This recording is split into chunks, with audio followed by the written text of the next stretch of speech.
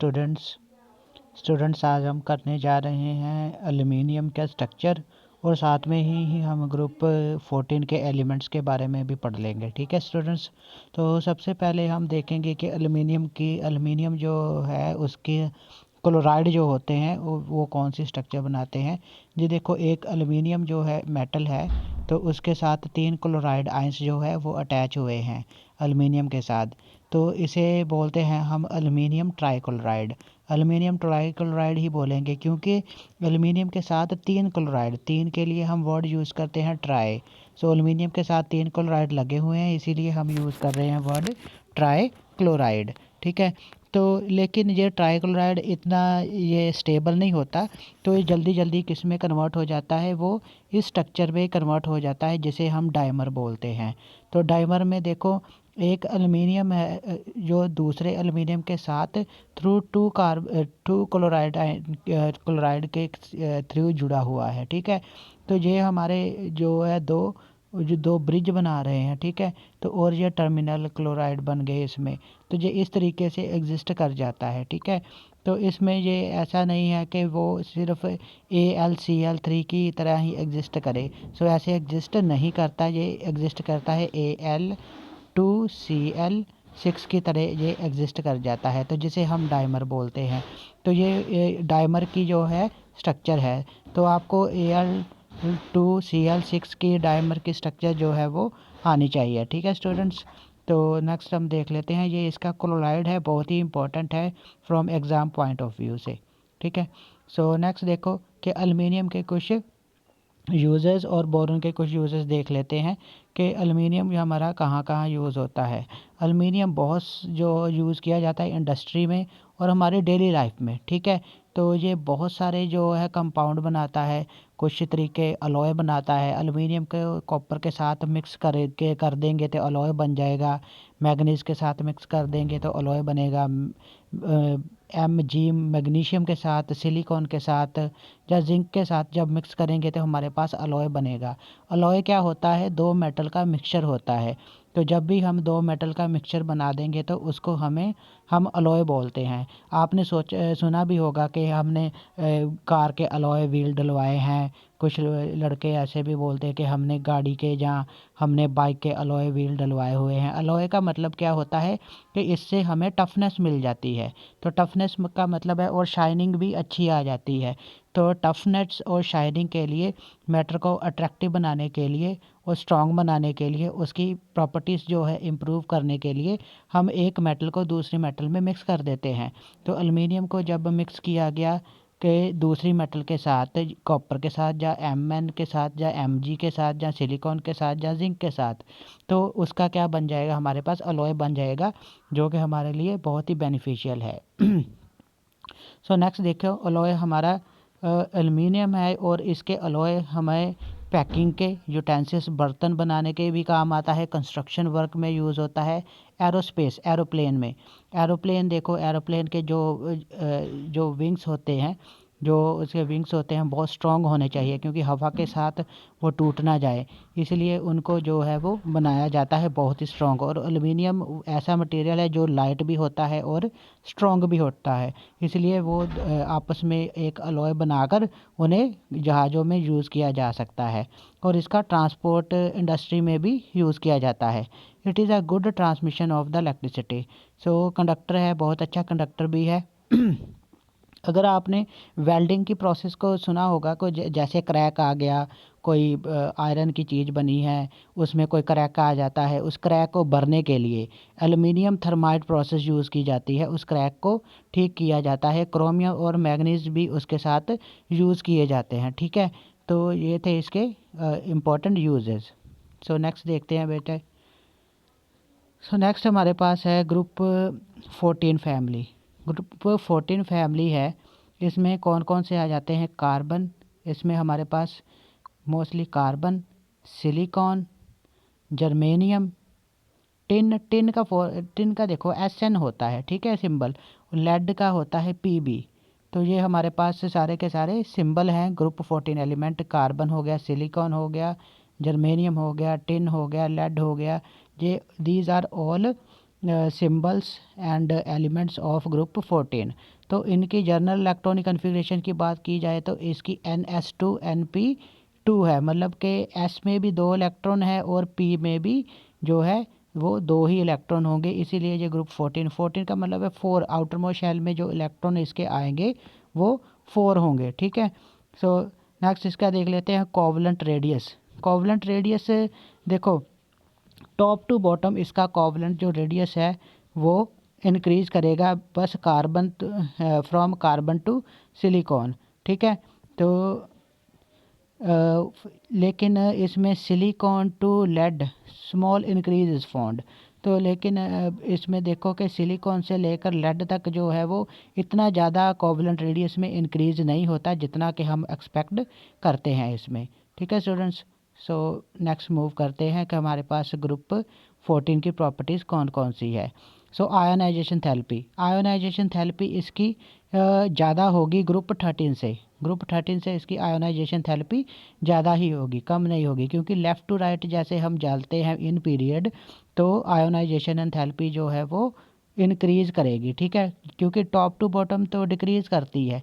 So left to right जो है वो इंक्रीज़ करेगी, मतलब ग्रुप 13 से ग्रुप 14 की तरफ जाएंगे तो वो आयोनाइजेशन थेरेपी जो है वो इंक्रीज़ करेगी। इलेक्ट्रॉन एक्टिविटी की बात भी की जाए तो इलेक्ट्रॉन एक्टिविटी जो है वो इनकी इंक्रीज़ होती जाएगी, जैसे जैसे हम ग्रुप 70 की तरफ जाएंगे, ग्रुप 13 से ग्रुप 14 की तरफ जाएंगे तो हमारी इलेक्ट्रॉन एक्टिविटी जो है वो बढ़ जाएगी। कहने का मतलब है कि ग्रुप 14 एलिमेंट्स की इलेक्ट्रॉन एक्टिविटी वो ज़्यादा ही होगी। सो डायगोनल रिलेशनशिप मैं पहले ही बता चुका हूँ पहले ही लेक्चर में क्या है डायगोनल रिलेशनशिप, मतलब कि एक ग्रुप का एलिमेंट दूसरे ग्रुप के एलिमेंट के साथ जो डायगोनल रिलेशन बनाता है, मतलब कि ये एक मान लो कि एक ये ग्रुप है ग्रुप 13, ये है ग्रुप 14। तो यहाँ पड़ा है हमारा बोरोन, यहाँ पड़ा है सिलिकॉन, इसका ये डायगोनल रिलेशनशिप हो गया। इसका रिलेशन इसके साथ जो है सिमिलैरिटीज़ और प्रॉपर्टीज़ होंगी। जब जब प्रॉपर्टीज़ की सिमिलैरिटी होगी तो उसे बोलेंगे डायगोनल रिलेशनशिप। तो डायगोनल रिलेशनशिप जो सिलिकॉन है वो बोरोन के साथ शो करता है, ठीक है students. So top to bottom जो है मेटालिक करैक्टर इंक्रीज करेगा, ये तो हमें पता है, लेकिन left to right metallic character है वो कम होगा, ठीक है, क्योंकि left to right metallic character decrease करता है। सो ग्रुप 14 का ग्रुप 13 से मेटालिक करैक्टर जो है वो कम होगा। ओके स्टूडेंट्स, सो नेक्स्ट चलते हैं आगे। Chemical properties of group 14। Group 14 में कार्बन और सिलिकॉन, इनकी ऑक्सीडेशन स्टेट जो है वो +4 होती है, +4 ऑक्सीडेशन स्टेट होती है। कहने का मतलब है ये 4 इलेक्ट्रॉन लूज़ करके अपनी noble gas electronic configuration acquire कर सकते हैं, जैसे C4 पॉजिटिव हो सकता है, सिलिकॉन है वो सिलिकॉन 4 पॉजिटिव हो सकता है, ठीक है। सो सिलिकॉन जो है वो भी 4 पॉजिटिव हो सकता है। तो इसी तरीके से कार्बन है C4 नेगेटिव भी हो सकता है, लेकिन इसकी +4 ऑक्सीडेशन स्टेट जो है वो कॉमन मानी जाती है और +2 ऑक्सीडेशन स्टेट वो है इतनी कॉमन नहीं मानी जाती है। सो ठीक है स्टूडेंट्स, सो इसमें बहुत तरीके के दोनों तरह के ऑक्सीडेशन स्टेट जो है वो पाई जाती हैं। लेड जो है टॉप टू बॉटम जो है +4 ऑक्सीडेशन स्टेट डिक्रीज़ करेगी, तो लेड में जो ऑक्सीडेशन स्टेट है वो +2 जो है वो ज़्यादा स्टेबल है एज़ कम्पेयर टू +4। कहने का मतलब PbCl2 जो है वो ज़्यादा हमारा स्टेबल कंपाउंड होगा as compare to the PbCl4, क्योंकि इसमें ऑक्सीडेशन स्टेट +4 है और इसमें ऑक्सीडेशन स्टेट जो है वो +2 है। तो +2 वाला कंपाउंड जिसमें ऑक्सीडेशन स्टेट लेड की +2 होगी वो ज़्यादा स्टेबल कंपाउंड हमारे पास हो जाएगा। सो देख सकते हो कि बाकी के सारे कोवलेंट हैं, लेकिन Pb4 देखो Pb4 and SN4 tin tetrafluoride जो है वो आयनिक नेचर के हैं, बाकी के सारे कोऑर्डिनेशन कंपाउंड होंगे, ठीक है स्टूडेंट। सो नेक्स्ट हम मूव करते हैं। देखो CCl4 जो कि टेट्राक्लोराइड है, कार्बन का tetrachloride, are easily hydrolysed by water. कहने का मतलब है कि इसको जब वाटर में डालेंगे तो वो ईज़िली हाइड्रोलाइज हो जाएगा। तो लेकिन कार्बन में d ऑर्बिटल जो है वो प्रेजेंट नहीं होता, तो कार्बन में d ऑर्बिटल क्या है, एब्सेंट है। तो इसके कारण ये अपना कोऑर्डिनेशन नंबर जो वो है 4 से ज़्यादा बढ़ा नहीं सकता, जबकि इसके अलावा बाकी के जो है वो अपना बढ़ा सकते हैं। इसीलिए सिलिकॉन टेट्राक्लोराइड जब वाटर के साथ रिएक्ट करेगा तो सैलिसिलिक एसिड बना देता है, लेकिन जब CCl4 जो कार्बन टेट्राक्लोराइड वाटर के साथ रिएक्ट करेगा तो कोई रिएक्शन नहीं होगी। इसका मतलब है कि वो कार्बन टेट्राक्लोराइड अपना जो है वो ऑक्सीडेशन नंबर जो है कोऑर्डिनेशन नंबर वो 4 से जो वो इंक्रीज़ नहीं कर सकता, लेकिन सिलिकॉन कर सकता है, क्योंकि सिलिकॉन में d ऑर्बिटल जो है एम्प्टी प्रेजेंट होता है।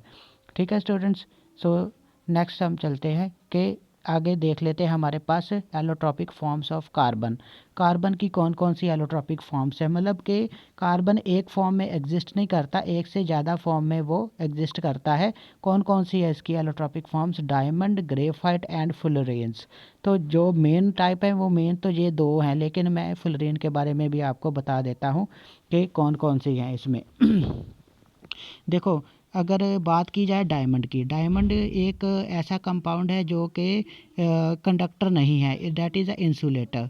इंसुलेटर होता है क्यों? क्योंकि इसमें देखो इसके 4 बॉन्ड बन गए, जो एक कार्बन है इधर वाली कार्बन, इधर वाली कार्बन, इधर वाली और ये वाली 4 कार्बन के साथ जो है वो एक कार्बन जुड़ी हुई है। तो सारे के सारे जो है वो बॉन्ड उसने बनाए हुए हैं जितने वो मैक्सिमम बना सकते थे।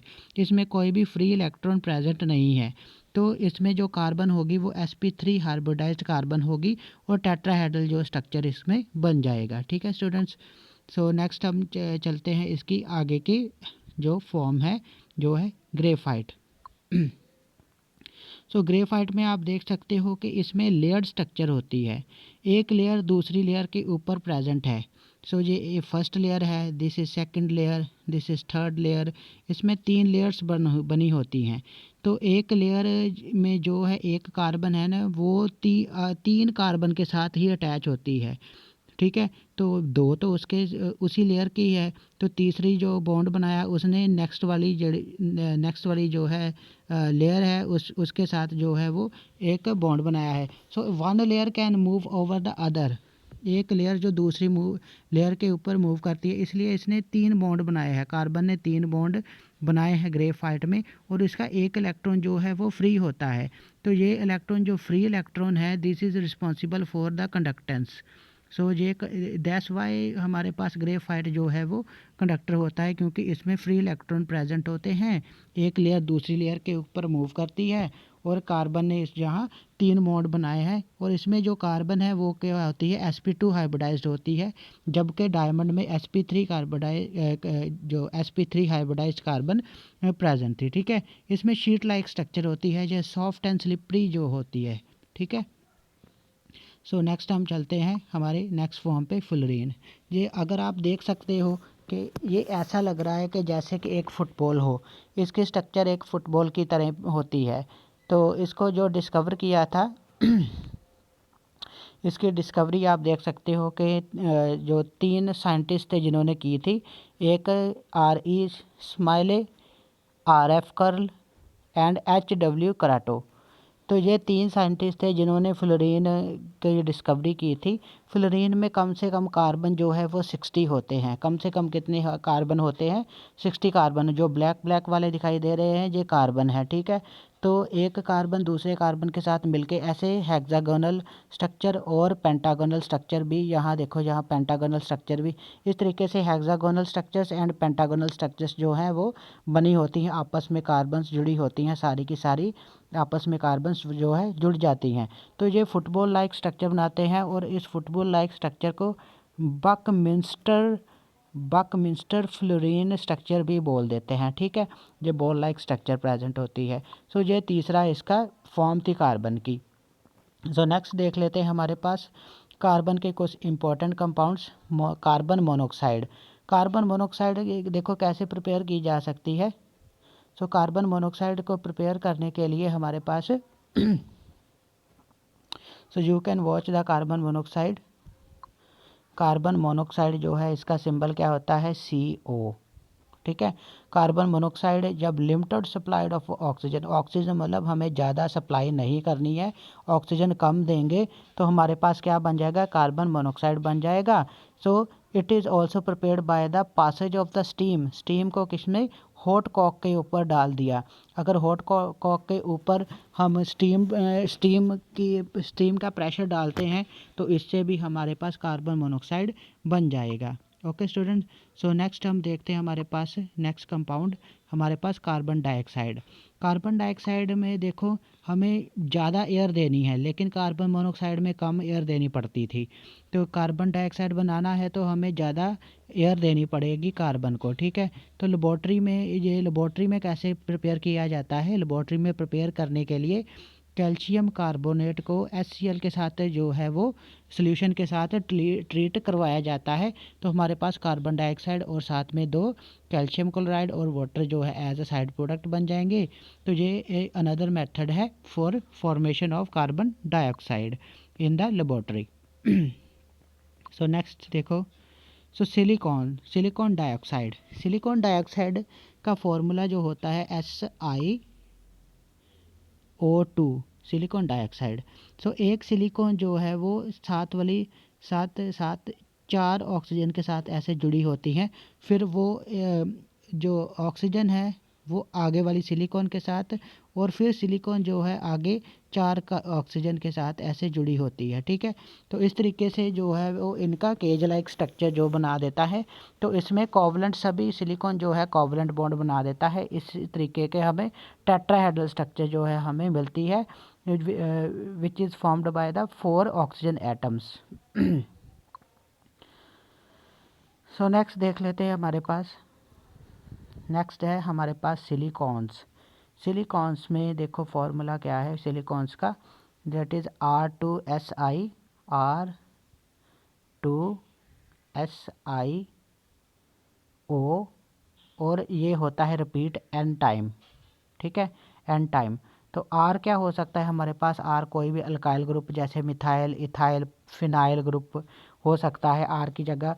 वो जहाँ CH3 हो सकता है C2H5 मतलब के इथाइल ग्रुप, या फिनाइल या बेंजीन रिंग भी हो सकती है ये, ठीक है। तो देखो सेंटर में क्या है, सिलिकॉन, उसके 2 साइड कौन से है, R ग्रुप, और दूसरी साइड क्या है, ऑक्सीजन। इसी तरीके से ये जो है स्ट्रक्चर आगे की आगे चलता रहता है। ओके स्टूडेंट्स, सो ये थी सिलिकॉन। इसके अलावा सिलिकेट भी होते हैं, लेकिन सिलिकेट का फॉर्मूला क्या है, SiO4 नेगेटिव। तो ये सिलिकेट का जनरल फार्मूला है। तो इसमें सिलिकेट कौन कौन से हैं, feldspar, zeolite, mica, asbestos, these are examples of the silicon. तो सभी का बेसिक जो है फॉर्मूला यही होता है SiO4 नेगेटिव।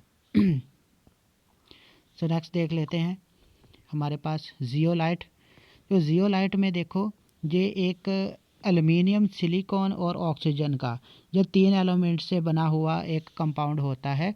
तो देखो इसमें एल्युमिनियम जो सेंटर में है और उसके साथ 4 ऑक्सीजन अटैच हैं, उन ऑक्सीजन के साथ आउटर में सिलिकॉन प्रेजेंट है, ठीक है। तो यही चीज़ जो है वो रिपीट होती रहती है, ठीक है। तो इसे हम जियोलाइट बोलते हैं।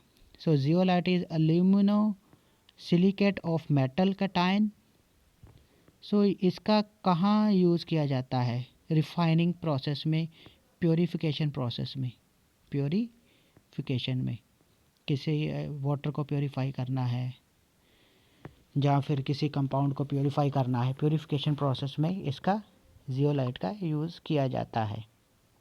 Okay students, so thank you very much for watching the video.